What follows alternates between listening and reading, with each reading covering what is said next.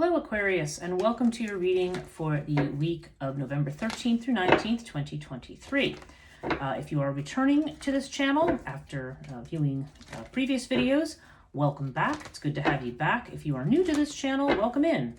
I hope that you enjoy these videos and you get something out of it. If you do, then please like and subscribe and leave any comments about these readings that if you find that these resonate with you, definitely do give me feedback, as every little bit helps. If you are an Aquarius sun, rising sign, moon, or have some other very significant Aquarius placement in your chart, this reading may resonate for you. Those who are not familiar, I do a 12-card astrological spread where I use the Cartouche cards, which are an Egyptian system, and I use tarot, and this week I am using the Aleister Crowley Thoth deck. So let's see what Aquarius needs to know for this week. So let's see.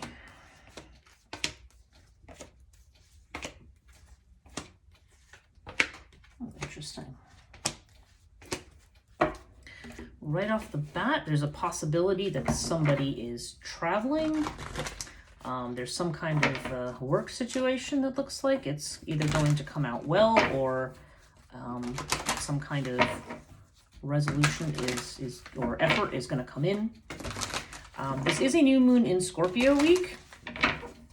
So if you are watching this for this week, I mean, this reading may resonate with you at a time other than November 13th through 19th. So if you felt compelled to watch this, even though it's not that particular week, there still may be something in here for you. But the new moon in Scorpio is going to be an intense one. So I've been kind of looking at where this fire energy is showing up in people's readings, because it has a lot to. It's interesting to see where this affects you. Obviously, anything that I would say here, if you want to know how that moon affects you, would have to be done in conjunction, have to be looked at in conjunction with your actual astrological chart and your current transits. So that would tell you what is really going on for you with this Scorpio new moon. Okay, so let's start at the beginning. This is Aries energy. This has to do with you, your personality, your personal branding, if you will, how you present yourself to the world, your sense of self-care. And you've got Lotus with the Two of Swords. Okay, you are feeling stuck here. You're feeling like there's a decision that has to be made. The word on this card is peace. But what this really is more like a stalemate. Like, okay, the two swords are crossing each other, but they're not, there's no real actual fighting going on. This is like a moment of stasis, of stopping. And Lotus indicates the need for peaceful continuity of some kind. So it's possible that recently you've been through a bit of an upheaval, and this is saying that you may be at a point where you just kind of want to stay put, stay where you are. You don't want to make decisions, don't want to make changes. However, Two of Swords does indicate that some kind of a change needs to come about eventually. The second house is House of Money. This is Taurus energy. And we have the Virgo card here. We have Hermit. And we also have Bastet. So it's interesting because these two seem to be almost opposite. Hermit would imply a need to withdraw, a need to think very carefully about things surrounding money.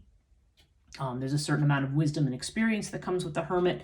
So you may be at a point where you are trying to reflect, make decisions about what you're going to do financially, what kind of money you are, what you want to do, how you might want to invest things. You might be making decisions about a job or something else that has to do with your personal income. But you have it with Bast, and Bast to me is that card of, this is a card of socializing, really, of play. So there's this idea, so this is about withdrawing, this is about going out and meeting your friends and playing and doing things. But I don't know, I feel like money decisions necessarily need to include this. You necessarily need to include a certain amount of play. We may be looking at things, looking very deeply at things. We may, again, there's this stalemate over here. We may be reluctant to make certain changes. But spending money on things like, having a little bit of fun may actually be something that you need to help work through or heal a particular situation. Another possible meaning of Bastet is that you need to follow your intuition with regard to something, and in that it may resemble the Hermit in the fact that the Hermit is this idea of going in to withdraw and meditate and think very carefully about something. And indeed, you've also got Lotus here, which is a card of meditation. So there's definitely the idea that you are reflecting on a lot of stuff lately. Third house has to do with communications, potentially short journeys, sometimes has to do with your siblings, brothers or sisters, and also with self-effort. So if you're in your own business, this would be connected to that. Okay, so you've got the Princess of Discs here, which is the Page of Pentacles. This usually indicates a message coming in. There's something new to this message. This could indicate an earth sign person, potentially. Might be female, might not. The genders don't necessarily apply. But Page of Pentacles suggests this idea of a new project, and you have it with the Crook and Flail, which is a card of not only of visibility, but potentially of law and legal matters. And it also has to do with self-discipline and self-confidence. So you can take that as it resonates. This could be the fact that this is in the house of messages. This, you know, I mean, when I see these two together, sometimes this could, I only see this as somebody who might be engaging in a new diet or exercise regimen, or maybe you're communicating with somebody about that. The fact that it's in the house of communication and not the house of health is what makes me think that might not be what it's about. But again, take it as you see fit. This says to me that there's some kind of messages coming in. There's some kind of new projects. For some of you, this could literally be starting a new business or doing something like that, because I feel like this is a new project and legal considerations that may go along with that. So that's another possible way to look at this. If you're not in your own business, not starting your own business, this, you know, again, this could be a legal matter with a particular individual. There could be communications about that. Or it just simply may be telling you that this may be a time to stay grounded and to maintain your self-confidence. You know, if the other interpretations don't feel like they apply to your situation, because of course this is a general reading for the whole sign and not an individual one. So take what works for you and leave the rest. Fourth house is Cancer energy. This has to do with your home, your environment, potentially with your mother as well, as this is the house of the mother. But this is definitely either your domestic space, whatever that is, whether you own a home, whether you rent, or whatever you call home, or how at home you feel. I feel like this house has to do with security, the way in which we want to withdraw and get cozy and just feel comfortable. That's all elements of this fourth house energy. Now you have the Emperor and the Twins. So for some people, your security may be coming through somebody else. It could be through a spouse. It could be, it could just be, it could be a father figure, because you have the Emperor here. Emperor has a strong Aries energy. So I don't know. This could be just somebody coming in who takes control. It could be you too, but there is this sense of another person coming in who might help you feel comfortable and in control of your situation. If there's been issues with your home, or if you have felt very insecure about a particular situation, there's this idea here of taking control, or taking control in conjunction with somebody else. So this may be another person who is coming in to help, help with whatever situations or challenges you might have, or this just could be you taking charge. But there's definitely this sense of working with somebody else. Okay, fifth house has to do with Leo energy. This is about creativity, love affairs, children in particular, sometimes leisure time and doing things. Okay, so we have Sirius with the Magician. For some people, this indicates something creatively expressed physically. So somebody who is a personal trainer, a gymnast, or something like that, because there's something very strongly physical about this card, and expressing oneself creatively that way. However, Sirius is not always about the physical stuff. It can have to also be telling you that you need to think outside the box. There's strong Aquarian energy attached to Sirius, and it's about innovation, about thinking about something differently. So I feel like this is a card of creativity, but thinking about a problem or situation differently. And this is about taking action. I mean, and communicating. I mean, the Magician is the card of active communication. It's very strong Mercury energy. So for some people, this could have to do with writing. This could have to do with work that one is doing on that, or putting work into a kind of a writing project. But if it's not a writing project, this is just the idea that for some creative venture that you have, Or again, this could have to do with, be connected to a love affair. This could be connected to a child if you have children, or if there's a situation with a child that's prominent in your life.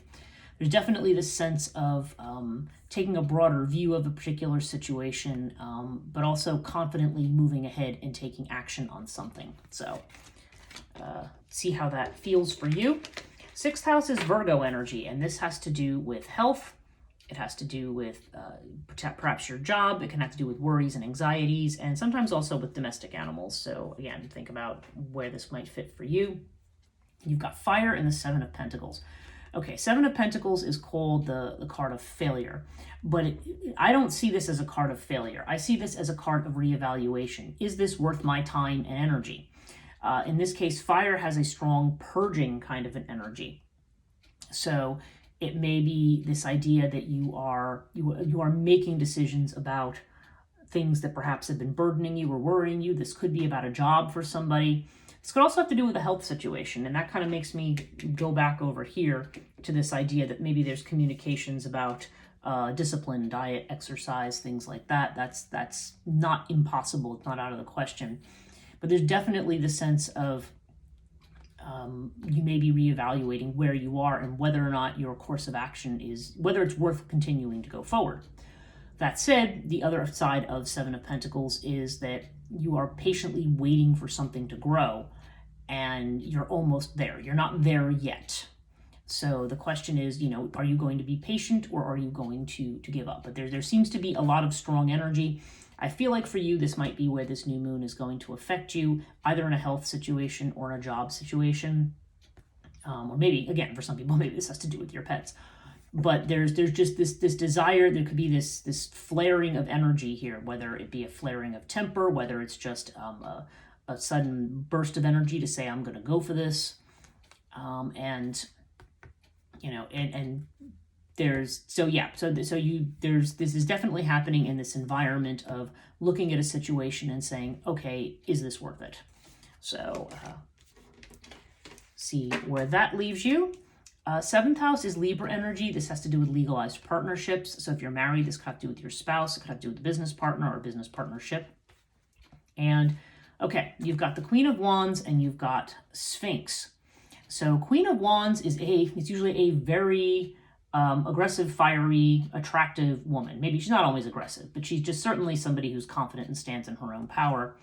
But you have it with Sphinx. So there's this idea of something hidden. Now, the first thing that jumps in my mind that for somebody, and this is a very individual message, not for everybody, but I almost feel like this could be like another woman kind of a situation. Because when Sphinx shows up, this is about, Sphinx is this is the idea of something that somebody's keeping secret from you. And the fact that you have this kind of very fiery woman over here, you could have somebody who is hiding the fact that maybe there's another person involved. Again, I feel like that's a very individual message for one person. So I don't feel like that's the general that people generally need to take it that way. But nonetheless, there does seem to be the idea that there could be some secrets here, and there may be a determination to. I feel like there's a lot of sovereignty connected to this card, so there may be a desire to really let yourself shine and show people who you are, perhaps after a period of time of hiding yourself away or of retreating. But we also see it with connection to what we have in the 1st house here.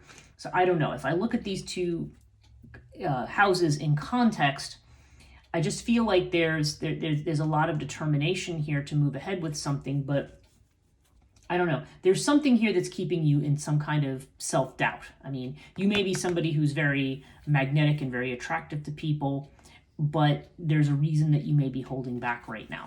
So, yeah. So I don't know whether it has to do with your partnership or whether it has to do with your actual partner, or whether it's just a state of mind that you need to have. If you're not in a relationship, this could literally be, this may be telling you to try to overcome your self-doubt.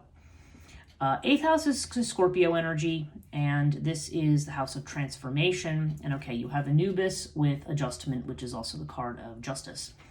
So yeah, both of these cards are truth bringers. It's interesting. A lot of the readings I've been doing for this week, they're showing like the truth is coming out somewhere. The truth is coming out. The truth is coming out.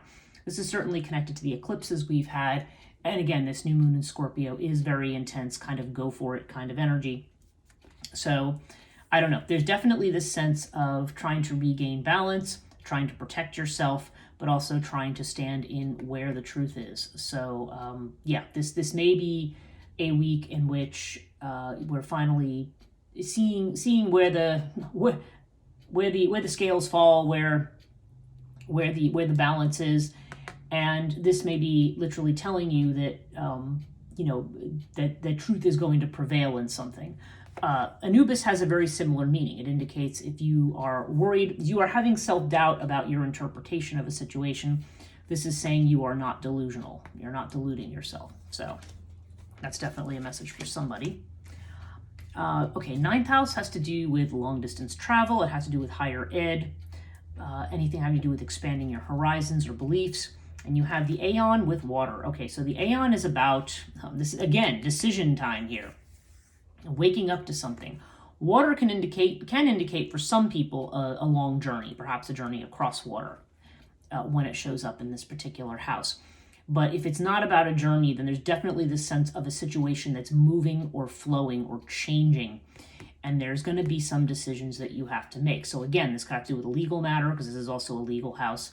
It could have to do with a trip, or it could have to do with something related either to higher ed, like if you're at university, or just have to do with your own personal beliefs. So yeah, see where that ends up going for you. 10th house is Capricorn, and this is about your job, okay? Or really not your job, your career, your reputation, your fame, where you're going. And wow, you've got the Wheel of Fortune with the winged disc. So this, for somebody, you are really about to, destiny's about to come calling. You are about to be very successful with something, okay? And the fact that this is coming up, to me, this has to do with divine timing, something coming up for you at the right time. Now, there's two 10s going on here. This is card number 10, and 1 plus 9 on this one, this is card 19, is also 10. So I feel like the number 10 is important here. This is also the 10th house, but I feel like there's something could be happening in 10 days, 10 weeks. I don't feel later than 10 weeks somehow. I feel like it's going to be 10 days or 10 weeks, but the number 10 seems to be important here. 10 is also a card of culmination.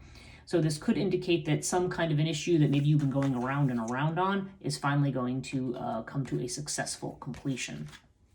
11th house, this is the house of Aquarius, so this has to do with friendships, has to do with networking with people, and also with your goals. And yeah, you've got Hathor with the 8 of Pentacles. So 8 of Pentacles is a card of hard work, of having skills, having resources, putting the work into something. This is about you getting to work at what you want to do. And with Hathor, Hathor could indicate an important female or a female influence on something, but it can also represent you. I mean, this is, again, strong Taurus. Well, you're not Taurus, but there's strong Taurian energy that goes here. And we do also have this Earth card down here in the 3rd house. So this could be this could be the person who's communicating. I mean, who knows? Again, it's going to be different for everybody, but if it's not referring to a specific person, this is definitely an energy of, I always call this the get organized card. It has to do with, a lot of times there's a domestic energy to Hathor of like what I'll call feathering the nest, kind of making an effort to create stability and security and what you want in your life. So with these two together make me think, okay, maybe in connection with your friends or in connection to a particular goal that you have, you may be feeling mobilized to get your feet on the ground and get working at something. And you may have help. Like I said, there may be a female there who is helping, but that won't be for everyone. 12th house, we have Pisces energy. And Pisces has to do with what is hidden. It has to do with what we may be afraid of, what's unconscious, what we're not showing to people, things that might be in our imagination. And wow, you've got two really Piscean cards in the Pisces house. You've got the Prince of Cups, which is the same as the King of Cups, and you've got Nepenthes. So there's some restraint here. King of Cups to me is about keeping control of your emotions. There could be situations you could be holding emotions back. There could be some fear here of the unknown. When Nephthys comes up, it usually indicates a situation where we don't have all the information yet. So we may be relying very heavily on our intuition right now, and it may be a situation where we feel like we have to control our feelings. So this, this says to me that there's a lot going on under the surface for you right now, but it is kind of pointing out that, you know, you may be worried about information you don't have. But again, this is in the house of worry, house of fear, I should say. So I feel like this is more unconsciously what you're anxious about rather than what's manifesting for you. So this may be something that you can, that you will move past and move through. Overall, we have Horus. So yeah, speaking of moving past and moving through, that's literally what this card is about. Moving your way through difficulties. This is a card of healing. It's a card of creativity. Sometimes there's family influences with Horus as well, but I feel like this is mainly a card of just being charismatic, being visible, having what it takes, being in your power creatively, and healing from past situations. So if there's been difficulties of any kind, this indicates a solution that comes up kind of almost all of a sudden and out of the blue, or you just suddenly get through a situation and go, wow, how did I get through that? That's the energy of Horus. Now, 3 other cards wanted to come up with this, and we have 2 5s, okay? So now we've got changes here. The 5 of Cups and the 5 of Swords. So yeah, there's definitely been the sense of restriction. There could even be some arguing or quarreling in some cases. There may be some regrets or a sense of loss, feeling like about letting go. Like the 5 of Cups is usually about mourning what's been lost in the past and needing to let go of that. And needing to put down your swords. I mean, there's a change that's going on here, but you still may be going through a lot of emotional stuff. And you have it with the Fool. So the Fool to me is a card of freedom. This is something that sets you free, allows you to take risks. And yeah, one thing definitely having to do with Scorpio new moon is that this is going to be a time to get out of your comfort zone and take some risks. But you may have some reluctance here for a lot of reasons. But I'm seeing this particularly either in regard to a health situation or a job situation for some people, because that's where I'm seeing fire showing up. But some kind of truth is going to be revealed, and you are going to have to make some kind of a decision soon. But right now, you may just be between this Prince of Cups here and this 2 of Swords. You may just be kind of holding steady where you are. So hang tight there this week. It does seem to me like there's a lot of good news that's going to be coming up with regard to job. There's definitely, if you're working on a creative project, there's definitely a good omen here saying, get motivated, work with others. And be able to lean into the truth, whatever it turns out to be.